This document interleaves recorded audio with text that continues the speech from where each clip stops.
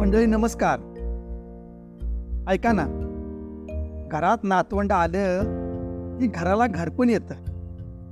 म्हातारे आजोबा आजींना एक सवंगडी मिळून जातो. पाहूया या कवितेमध्ये. चला तर, शीर्षक आहे जिगरी दोस्त. होता नातवाचं आगमन, बदलतं घरातील वातावरण. खेळवण्यासाठी त्याला धडपडे प्रत्येकजण. खेळवण्यासाठी त्याला धडपडे प्रत्येकजण. बाळ जरा मोठं होता बसे आजोबांच्या खांद्यावरती. बाळ जरा मोठं होता बसे आजोबांच्या खांद्यावरती. मम्मी म्हणते काम उरकते, फिरवून आणा देवळाभरती. फिरवून आणा देवळाभोवती. हळूहळू होतात ते एकमेकांचे जिगरी दोस्त. हळूहळू होतात ते एकमेकांचे जिगरी दोस्त. आजोबा पण होतात त्याच्यातच व्यस्त. आजोबा पण होतात त्याच्यातच व्यस्त. नातू पण खट्याळ धुडू धुडू पळत जाईल. नातू पण खट्याळ धुडू धुडू पळत जाईल.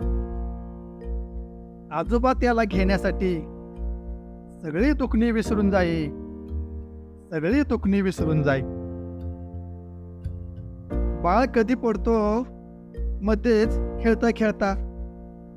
बाळ कधी पडतो मध्येच खेळता खेळता. आजोबाच उचलून घेई चष्मा सावरता सावरता. आजोबाच उचलून घेई चष्मा सावरता सावरता.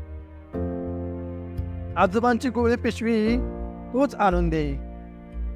आजोबांची गोळी पिशवी तोच आणून देई.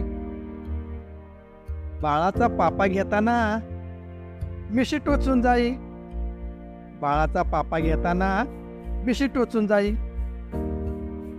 पप्पा शाळेत नेताना बाळ रुसून बसतो.